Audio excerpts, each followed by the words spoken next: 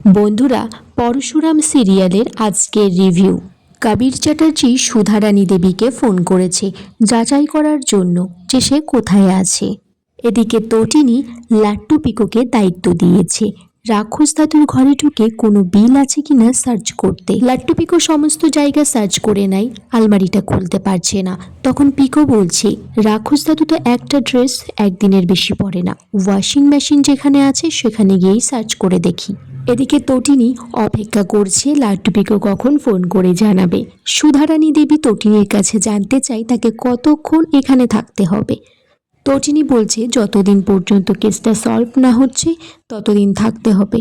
দুটো পরিবারের ভবিষ্যৎ, দুটো শিশুর ভবিষ্যৎ জড়িয়ে আছে এই কেসটার সাথে। লাট্টু পিকো তারপর একটা শার্টের পকেট থেকে বিলটা খুঁজে পেয়েছে, যেখানে 26শে মার্চ একটা টিফিন বক্স কেনা হয়েছিল।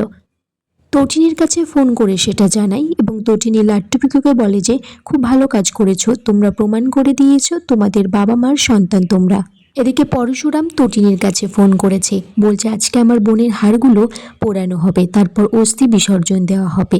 এদিকে কর্ণ চ্যাটার্জি জিৎ মুখার্জিকে বলছে কালকে বিজিতের বিয়ে, পুরো বাড়িটাকে সিকিউরিটি গার্ড দিয়ে ঢেকে রাখতে হবে। কারণ পরশুরাম তার নিজের বোনের হাড়গুলোকে আজকে সৎকারের ব্যবস্থা করছে, সেখান থেকে সে আগুন মাথায় নিয়ে ফিরে আসবে, যখন খুশি যা করতে পারে।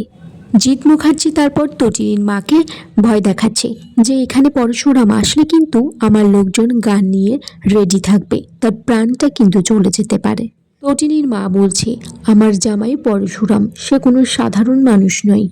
পরশুরাম এদিকে তার বোনের অস্থিগুলো বিসর্জন দিতে এসেছে, কিন্তু হাতে নিয়ে বলছে বিজনলালকে মারবো, তারপর একসাথে দুজনের অস্থি গঙ্গায় ভাসিয়ে দেব। বলরাম তারপর নন্দা দেবীকে কিছু ভুয়ো পাসপোর্ট আইডি কার্ড দেয় আর বলে যে একটা ম্যারেজ সার্টিফিকেটও বানানো হয়েছে, অবশ্যই সেটা ভুয়ো, আর সেখানে মালতী সেনের সই আছে। মালতী সেন সেখানে এসেছে, বলছে যা পাপ করেছিলাম তার প্রায়শ্চিত্ত করব।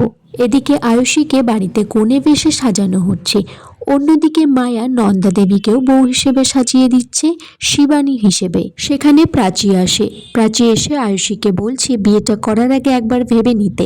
আয়ুষী এদিকে মনে মনে ভাবছে যে তটিনীর মা বলেছিল যে বিজনের সাথে শিবানীর বিয়ে হয়েছিল, তারপর বলছে যে আমার খুব নার্ভাস লাগছে, কিন্তু জিৎ মুখার্জি এসে আয়ুষীকে বলছে আমরা আছি সবাই। এদিকে বলরাম এসে জানায় যে পরশুরামকে দীপ্ত আর ক্ষিতিশকিটা ট্রেস করতে পেরেছে কোথায় আছে। আগামী পর্বে দেখা যায় পরশুরাম বিজনলালের বন্ধুগুলোকে মারতে চাইছে আর বলছে যে পালের গোদা বিজনলাল, তাকে এনকাউন্টার করব।